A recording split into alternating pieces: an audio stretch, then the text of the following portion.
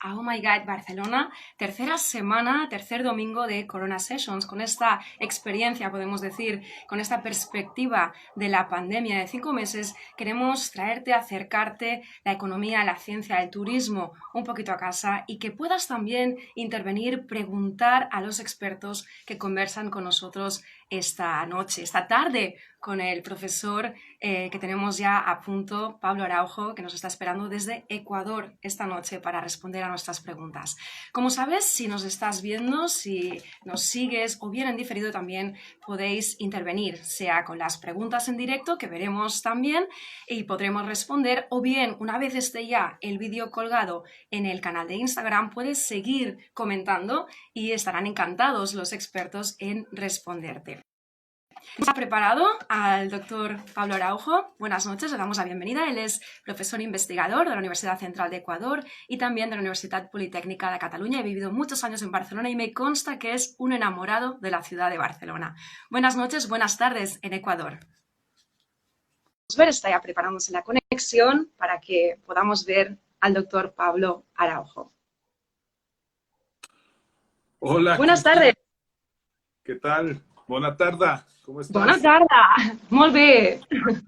Sí, molt agraït por la teva invitació de participar en aquesta Corona Session número 3 y me hace mucha ilusión pues poder compartir contigo y con las personas que nos siguen en el en vivo.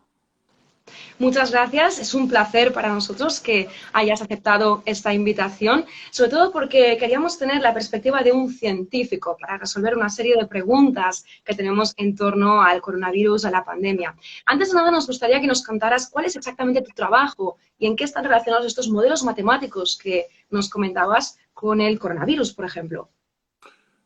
Desde el año 2017 trabajo en la Universidad Central del Ecuador cuando terminé el doctorado en Barcelona.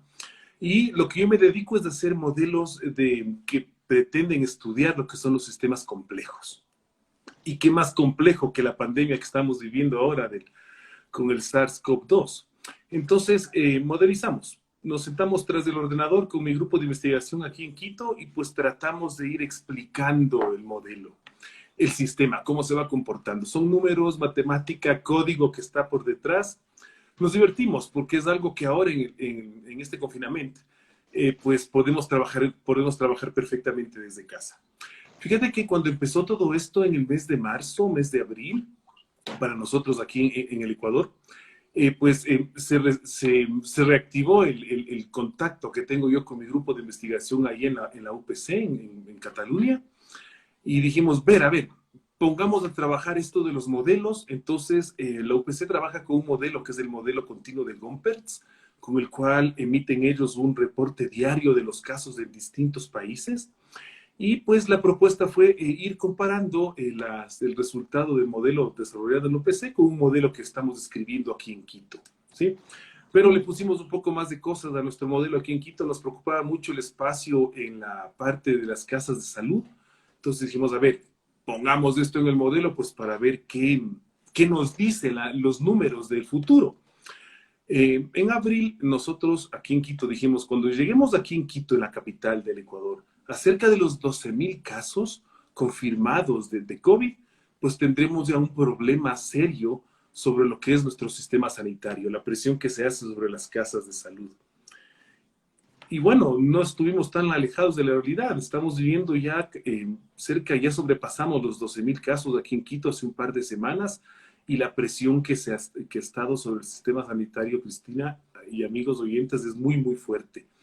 Hay casos de personas que no encuentran una casa de salud pues para poder luchar contra la enfermedad si es que esta se ha complicado. Entonces, de que en Ecuador ahora mismo el sistema sanitario está colapsado, por lo que nos comentas, Pablo. Sí, Cristina, ya son unas 2 semanas que tenemos la alerta roja de decir, atención en lo que es nivel intermedio y especialmente en UCIs, está a tope. Incluso hay pacientes que se han complicado, que han tenido que viajar hacia otras provincias del Ecuador buscando atención. Fíjate que diariamente las autoridades sanitarias aquí en Quito nos mandan un reporte y para jueves anterior decían que había 20 camas para una población de 3 millones de personas, 20 camas que eran disponibles. Entonces esto se llena inmediatamente. Aún así, hoy leía la noticia, que nos la puedes confirmar evidentemente, que en Ecuador se levantaba la cuarentena para los viajeros. Bueno, Eso sí lo puedes depende. confirmar, es lo que nos ha llegado a medios europeos justamente del Ecuador hoy. Sí, fíjate que se estaba solicitando una PCR negativa que sea hecha con 3 días de antelación al viaje, ¿sí? Quito y Guayaquil, especialmente por nuestras Galápagos, nuestras islas, pues tienen activado todo este protocolo y se pedía una cuarentena de unos días al inicio, cuando se cambió esta disposición, se pedía una cuarentena de varios días, ¿no es cierto?, para confirmar o no la presencia de síntomas, ¿sí? Pero la presión desde la parte económica, lo que es la parte turismo, especialmente Galápagos, es muy, muy fuerte. Recordemos de que el 85% de la economía de Galápagos está basada en lo que es la oferta turística. Entonces, entiendo de que los protocolos se van afinando. No hemos vivido en el mundo nada parecido a lo que estamos viviendo ahora, nunca antes, y pues se están afinando los protocolos, ¿no? Respecto al caso que sé que has seguido muy de cerca desde noticias y estás muy vinculado a la UPC, a la Universidad Politécnica de Cataluña, ¿cómo valoras cómo se ha actuado, especialmente al inicio de la pandemia? Ahora que tenemos una perspectiva de estos 5 meses, ahora que podemos decir que al menos la primera oleada ya pasó en el Ujú. caso europeo, ¿cómo valoras si se hicieron bien las cosas? Sin entrar en el tema político, como científico. Fíjate, Cristina, que nosotros como recibimos el virus varias semanas luego de lo que lo recibieron ustedes allá en Cataluña, en Barcelona, pues muchas de las medidas que se han adoptado aquí, son una copia fiel de las medidas que se adoptaron en España, que se adoptaron a nivel europeo, ¿sí? Entonces, al ver las tasas de contagios, de cómo se está viviendo esto, se esperaba de que bajen mucho en época de verano, ¿no es cierto?, por el calor y etcétera, pero no ha sido así. Entonces, yo considero de que la actuación de las autoridades en términos generales, ¿no es cierto?, se ha ido perfeccionando en el tiempo. O sea, no había cómo pronosticar qué es lo que iba a suceder, frente a qué nos estábamos enfrentando, y se han ido ajustando conforme ha pasado el tiempo. Han habido errores, han habido aciertos, pero es lo que tenemos ahora, ¿no? Y eso, pues, es lo que, sobre lo cual vamos caminando.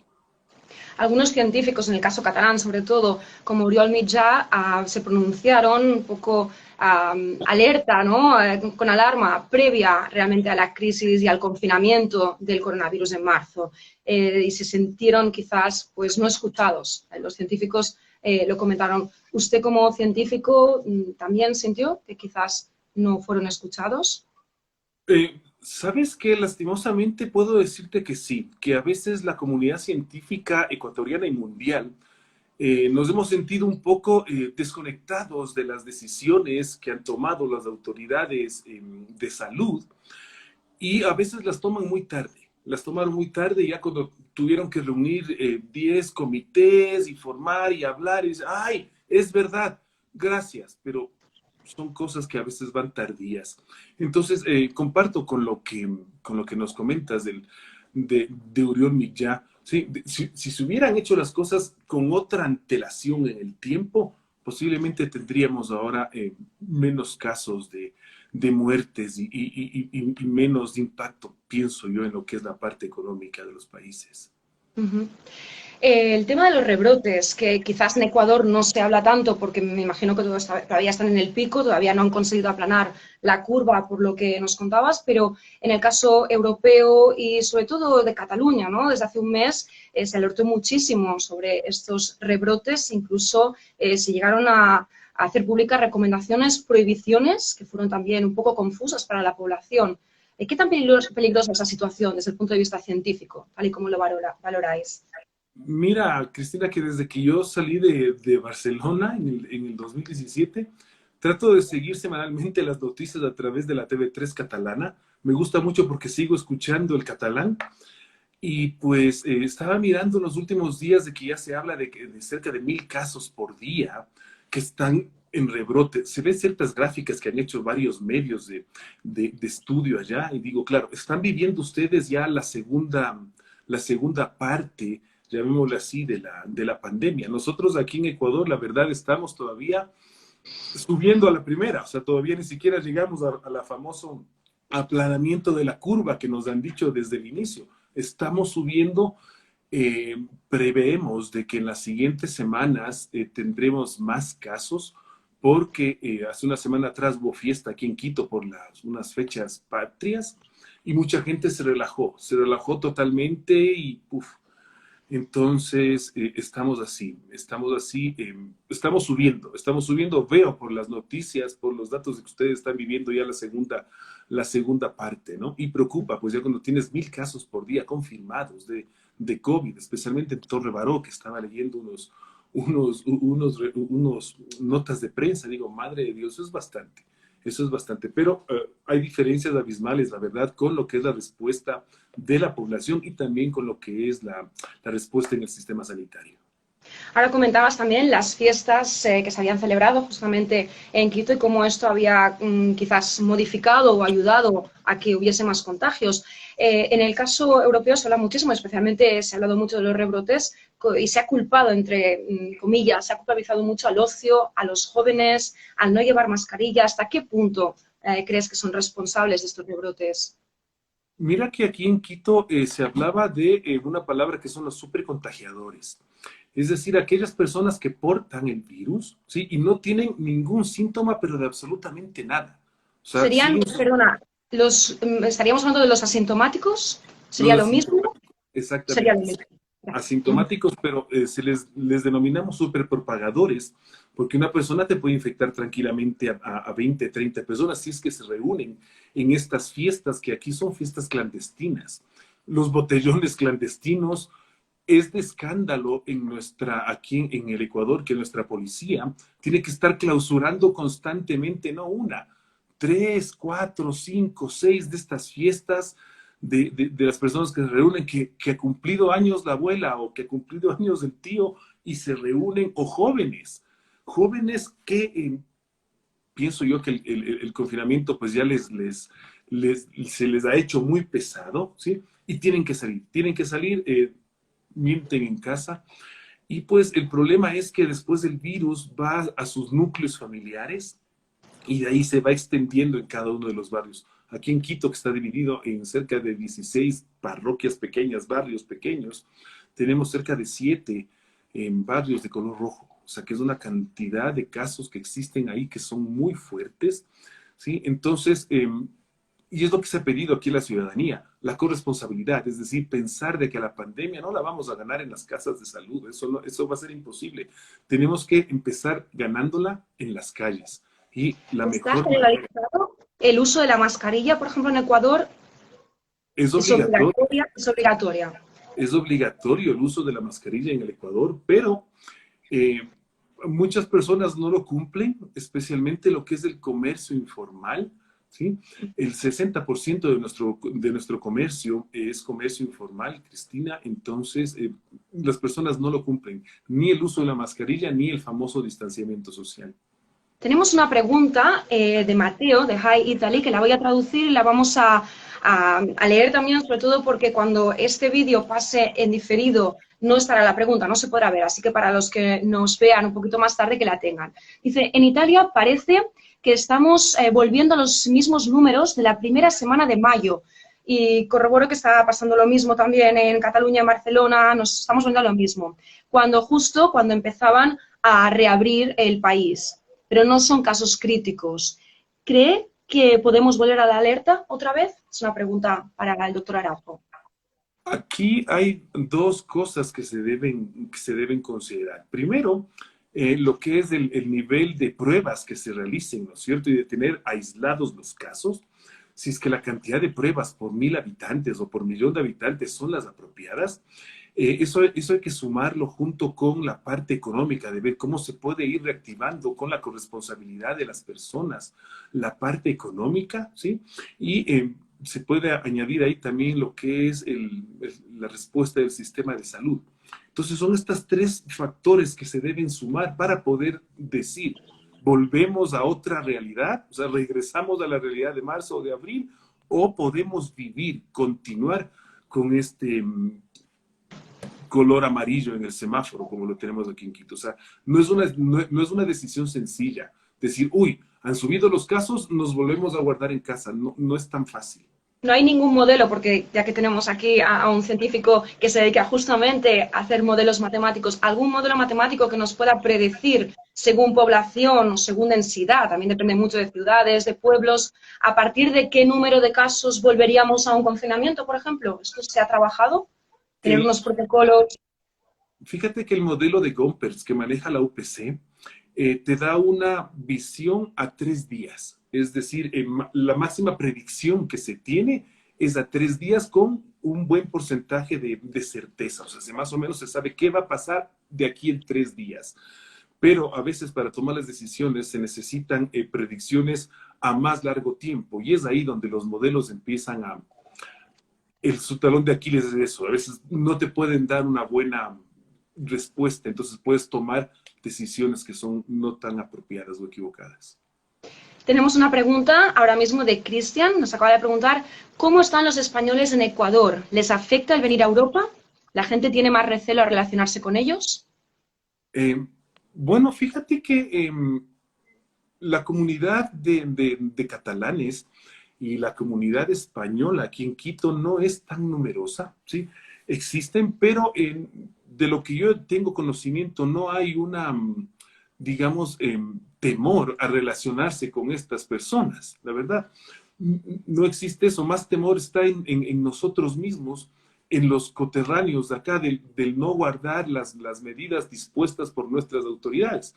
Por lo general, un ciudadano extranjero en el Ecuador, por su formación, eh, acata de mejor forma las disposiciones de las autoridades, mientras que a veces nosotros nos llevamos el premio por tratar de desobedecer lo que dicen ellas, ¿no? Gracias, pues hemos respondido a la pregunta de Cristian. Esta semana ha habido varias noticias relacionadas con el coronavirus y con la ciencia. Por ejemplo, no sé si pudo leer un estudio que está en fase también sin finalizar de Estados Unidos, que los supuestos 2 metros, 1,5 metros, 2 metros necesarios para el contagio a través del aire entre persona y persona pasan a ser 5. Según un estudio que se hizo en un interior, en habitación de hospital, un paciente contagiado con coronavirus era capaz de contagiar hasta 4 metros, 4,8 metros. O sea, eso cambiaría todo, ¿no? De confirmarse, me imagino. La distancia social pasaría a ser prácticamente imposible, ¿no? De guardar en el día a día. Aquí hay un detalle, Cristina, que hay que tenerlo claro. No es igual estar en una habitación de hospital, ¿verdad? Que es un ambiente como más cerrado, sin tanta ventilación como es estar por fuera, en la calle, ¿sí? Entonces, lo que hemos dicho nosotros es conservar las 3 Cs, es decir, no estar en espacios cerrados con poca ventilación, que es una de las primeras Cs que estamos buscando.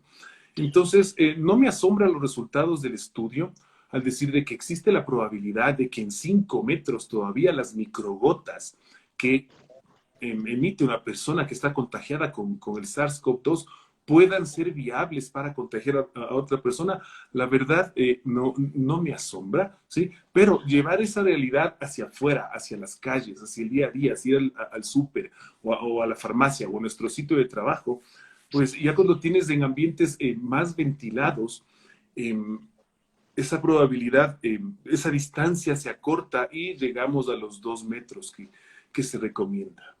De acuerdo. Esta semana también el gobierno español, el ministro de Sanidad del gobierno español anunciaba nuevas medidas. Prohibir fumar, incluso en exteriores, si no se podía mantener los 2 metros de distancia. ¿Qué tan peligroso es el poder inhalar humo de tabaco y contagiarse de coronavirus? A ver, ¿Se ha aquí probado? vamos por partes. Primero, lo que transmite el coronavirus son las microgotas de cuando nosotros pues estamos conversando, estamos hablando, que salen por nuestro sistema respiratorio. No está probado, no hay ningún estudio de que dentro del humo del cigarrillo pueda estar también el virus, ¿sí? Y podría estar si es que en el humo del cigarrillo viene acompañado de las microgotas. ¿Dónde está el problema desde mi visión del tema de fumar?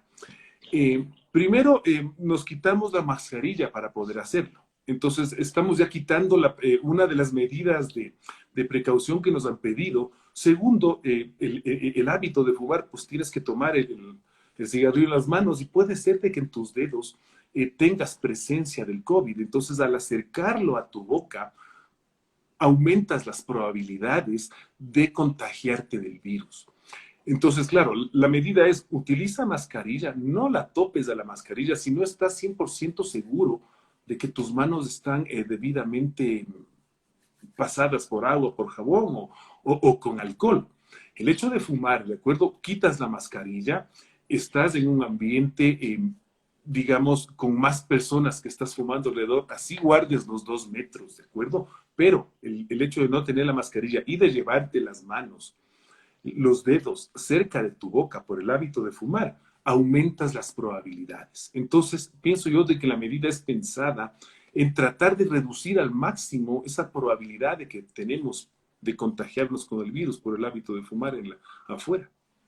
Estaríamos hablando entonces del contagio hacia el fumador. El hecho de estar sentados a 2 metros de distancia de una mesa donde haya un fumador en una terraza, ese humo que puedo inhalar no me va a contagiar en el caso de que el fumador sí esté contagiado.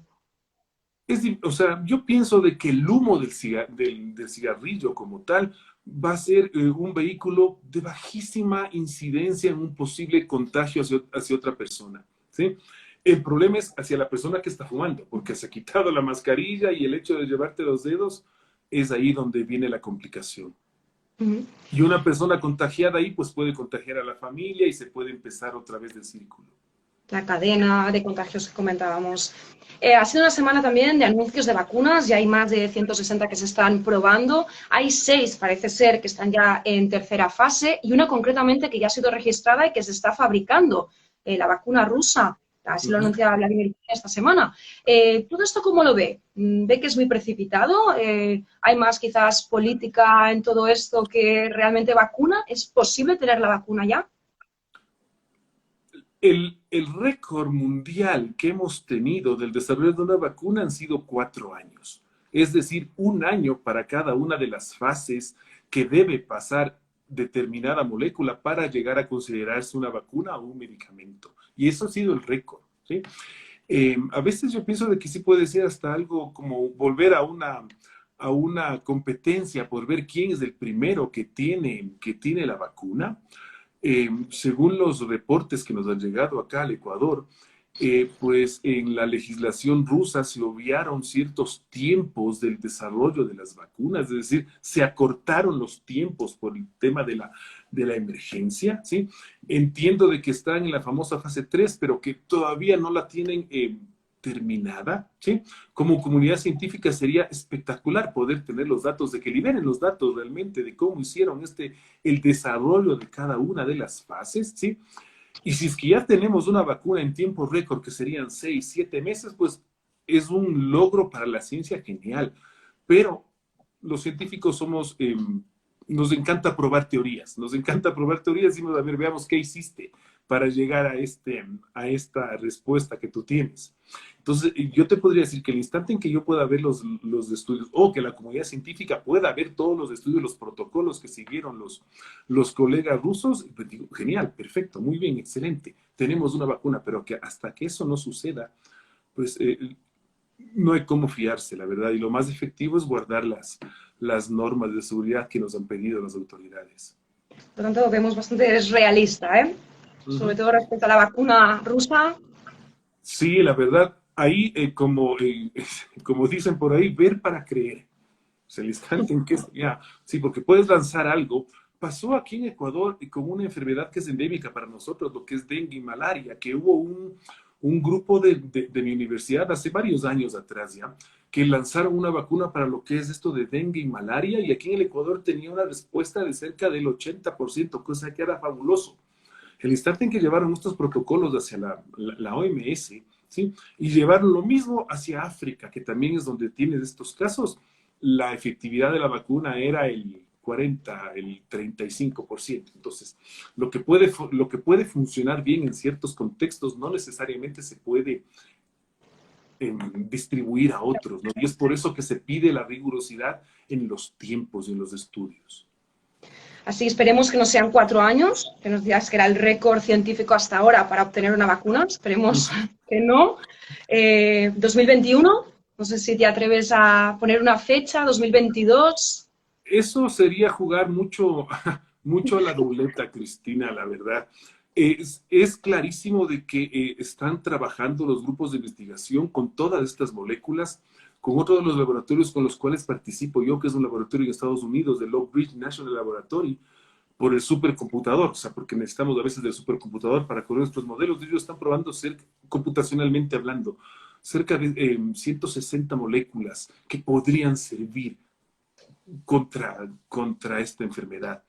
Esperemos de que no sean los 4 años, esperemos romper en este siglo XXI el récord de la vacuna y que sean 18 meses, no lo sé, o sea, darte un número sería muy, muy arriesgado ahora. Esperaría que sea el 21, sino que sea el 22, no lo sé. No sé si alguna de las personas que nos está viendo en directo tiene alguna pregunta más para el profesor Araujo. Han habido ya 2 preguntas, que las agradecemos mucho, las hemos podido responder. ¿Alguien más? Pues parece que no. Igualmente colgaremos el vídeo como siempre lo hacemos, quedará siempre en el canal de Instagram y también os animamos a que si tenéis más preguntas las podéis ir comentando por escrito y el profesor Araujo estará encantado de responderlas, seguro que sí. Os anuncio también que la semana que viene tenemos ya sesión confirmada con la doctora Montse García. Ella es traumatóloga, pero le tocó vivir muy de cerca y en primera línea la COVID-19. Nos contará su experiencia tanto en los hospitales públicos como privados. Damos otra vez las gracias al profesor Araujo por haber estado con nosotros desde Ecuador, que son ahora las 2 del mediodía. No sé si es la hora de la comida o ya ha comido. No, es la hora de la comida, ¿Sí? Cristina. Yo estoy ahora cuidando a mi padre aquí en casa. Él fue positivo de COVID, Vaya. igual que mi madre. Entonces, es ya los horarios de almorzar, del dinar, pues se los debe llevar bastante exactos. Él está ya en la parte de remisión final de la enfermedad. Y pues sí, más o menos tomamos nuestra comida eso de las 2:15 de la tarde. ¿Están mejor? Espero. ¿Ambos están bien? ¿Están Sí, recuperando? ambos están bien. Mi madre todavía en la PCR de la semana anterior, de hace 5 días, todavía marca positivo, mientras que mi padre ya marca negativo, pero lo que son sus oximetrías, es decir, las variables macro que se pueden medir aquí, pues ya son estables. Incluso ya mi padre se ha animado a hacer un poco de la bici estática, entonces pensamos de que ya estamos prueba superada, como diríamos por aquí. Nos alegramos muchísimo. Tenemos también a Carmen Mesía que le está deseando una pronta recuperación a sus padres. Gracias, Carmen gracias, Leo. sigue desde Boston. Sí, gracias. Muchísimas gracias de nuevo. Que pasen una feliz tarde. Nos vemos la semana Cristina, que viene con la cuarta Corona Session. que, Gracias. va, que vaya molt bé. Bona nit, Barcelona. Bona nit. Adéu. Moltes gràcies. Adéu. Adéu.